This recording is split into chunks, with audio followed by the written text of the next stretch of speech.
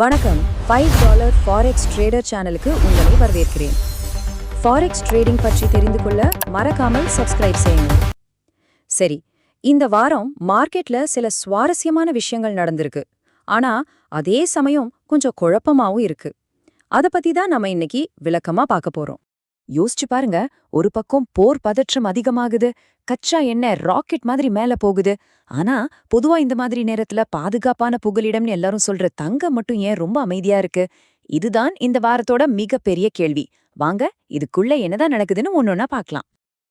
இந்த வாரம் நம்ம அனாலிசிஸ்ல முக்கியமான நியூஸ் என்னன்னு பார்ப்போம். அப்புறம் டாலர், யூரோ, க்ரூட் ஆயில், கோல்டுன்னு ஒவ்வொன்னா அலசி ஆராய்ந்து கடைசியா இந்த வாரத்துக்கான நம்ம ட்ரேடிங் ஸ்ட்ராட்டஜி என்னவா இருக்கலாம்னு டிஸ்கஸ் பண்ணுவோம். சரி, வாங்க ஆரம்பிக்கலாம். முதல்ல இந்த வாரம் மார்க்கெட்டோட போக்க தீர்மானிக்க போற முக்கியமான பொருளாதார காரணிகள் என்னன்னு பார்த்திடலாம். குறிப்பா அமெரிக்காவோட வேலைவாய்ப்பு டேட்டா ரொம்ப வீக்கா வந்திருக்கு. ஆனா அதே சமயம் சம்பள உயர்வு குறையாம இருக்கு. இது ரெண்டுக்கும் நடுவுல ஒரு பெரிய இழுபறி போயிட்டு இருக்கு. போன வாரம் வந்த என்எஃப்பி ரிப்போர்ட் மார்க்கெட்டை நல்லாவே குழப்பி விட்டுடுச்சு. நீங்க ஹெட்லைன்ஸை மட்டும் பாத்தீங்கன்னா 92,000 வேலைவாய்ப்புகள் குறைஞ்சிருக்கு. அப்போ டாலர் வீக் ஆகணும். ஆனா அந்த ரிப்போர்ட்குள்ள இன்னும் கொஞ்சம் ஆழமா போய் பார்த்தா சராசரி மணி நேர வருமானம் ரொம்ப வலுவா இருக்கு. இது எதை காட்டுதுன்னா பணவீக்கம் இன்னும் குறையலைன்னு அர்த்தம். இது டாலரை வலுப்படுத்தும். ஃபெடரல் ரிசர்வ்க்கு இது ரொம்பவே ஒரு சிக்கலான சூழ்நிலை தான். சரி, என்எஃப்பி போன வாரத்தோட கதை. இனிமே மார்க்கெட்டோட உண்மையான கவனம் எதுல இருக்க போகுதுன்னா வரப்போற அமெரிக்காவோட சிபிஐ பணவீக்க டேட்டா மேலதான். அதோட சேர்ந்து உலக அளவுல நடக்கிற அரசியல் பதட்டங்களும் டாலரோட அடுத்த மூவ் என்னவா இருக்கும்னு தீர்மானிக்க போகுது. ஓகே, அடுத்து நாம டெக்னிக்கல் அனாலிசிஸ்குள்ள போலாம். மார்க்கெட்டோட கிங் யாருன்னா அது அமெரிக்க டாலர் இண்டெக்ஸ் தான். அதுல இருந்து நம்ம அனாலிசிஸா ஆரம்பிக்கலாம். டெக்னிக்கலா பார்க்கும்போது டாலர் இண்டெக்ஸ் நீண்ட காலத்துல புலிஷா, அதாவது ஏற்றத்துல தான் இருக்கு. ஆனா இப்போ ஷார்ட் டேர்ம்ல ஒரு மணி நேர சார்ட்ல ஒரு தெளிவான பேரிஷ் டைவர்ஜென்ஸ் தெரியுது. இது எதோட அறிகுறி தெரியுமா? ஒரு சின்ன சரிவு வரப்போகுதுன்னு அர்த்தம். இப்போ மார்க்கெட்ல நடக்கிறதும் அதுதான். இந்த வாரம் டாலர் இண்டெக்ஸ் எப்படி நகரலான்னு பார்த்தா, வாரத்தோட ஆரம்பத்துல இந்த சின்ன சரிவு தொடர்ந்து முக்கியமான சப்போர்ட் லெவல்ஸ் தொடும். அதுக்கப்புறம் வாரத்தோட நடுவுல பெரும்பாலும் அந்த சிபிஐ டேட்டா வர்றப்போ மறுபடியும் ஒரு ஏற்றம் ஆரம்பிச்சு முக்கியமான ரெசிஸ்டன்ஸ் லெவல்ஸை நோக்கி போக அதிக வாய்ப்பு இருக்கு. அடுத்து நாம யூரோ டாலர் சார்ட்டை பார்க்கலாம். நாம எதிர்பார்த்த மாதிரி இது டாலர் இண்டெக்ஸ்க்கு அப்படியே ஒரு கண்ணாடியில பார்க்குற மாதிரி ஆப்போசிட்டா செயல்படுது.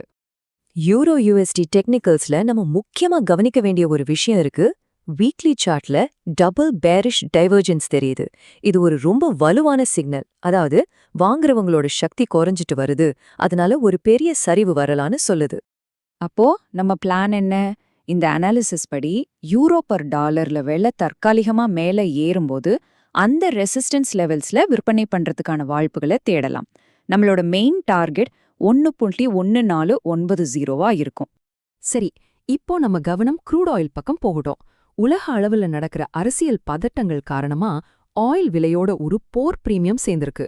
அதனால விலைகள் ரொம்பவே அதிகமாயிடுச்சு.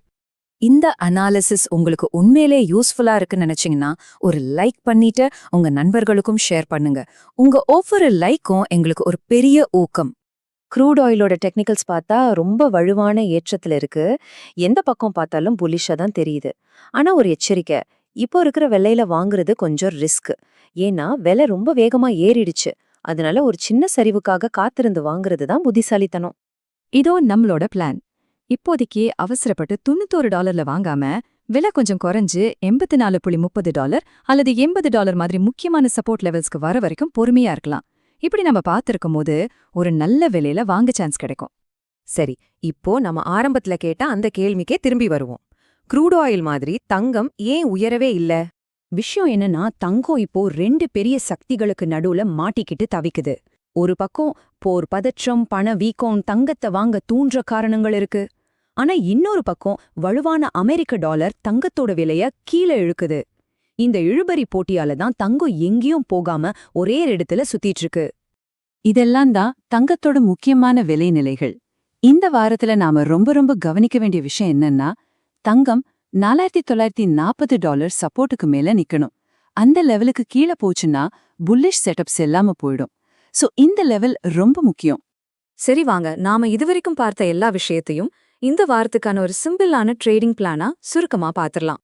இந்த டேபிள்ல இந்த வாரத்துக்கான நம்ம கேம் பிளான் இருக்கு. சிம்பிளா சொல்லணும்னா டாலர் இண்டெக்ஸ் மைனஸ் கொஞ்சம் இறங்குனதும் வாங்கலாம், யூரோ/டாலர் கொஞ்சம் ஏறுனதும் விற்கலாம், க்ரூட் ஆயில் விலை குறையும் போது வாங்கலாம், தங்கம் அந்த முக்கியமான சப்போர்ட் லெவல் உறுதியா இருந்தா மட்டும் ரொம்ப கவனமா வாங்கலாம். இந்த வாரத்தோட மொத்த கதையும் இந்த ஒரு வரியில சொல்லிடலாம். சந்தை 2 வலுவான சக்திகளுக்கு இடையில் சிக்கியுள்ளது. ஒருபுறம் டாலரின் வலிமை, மறுபுறம் பாதுகாப்பான புகலிடம் மற்றும் பணவீக்க தேவை. இது குறிப்பா தங்கத்தோட நிலைய அப்படியே படம் பிடிச்சு காட்டுது. கடைசியா ஒரு முக்கியமான கேள்வியோட இந்த அனாலிசிஸ முடிக்கலாம். வரப்போற அமெரிக்க பணவீக்க டேட்டா மார்க்கெட்ல நடந்துட்டு இருக்கிற இந்த இழுபறி போட்டிக்கு ஒரு முடிவு கட்டுமா? இதுதான் நாம எல்லாரும் இந்த வாரம் உன்னிப்பா கவனிக்க வேண்டிய விஷயம். இந்த முழு பகுப்பாய்வையும் பொறுமையா கேட்டதுக்கு ரொம்ப நன்றி. உங்க ட்ரேடிங் பயணம் லாபகரமா அமைய என்னோட வாழ்த்துக்கள். நாம மறுபடியும் அடுத்த வாரம் இதே மாதிரி ஒரு பயனுள்ள வீடியோவில் சந்திப்போம்.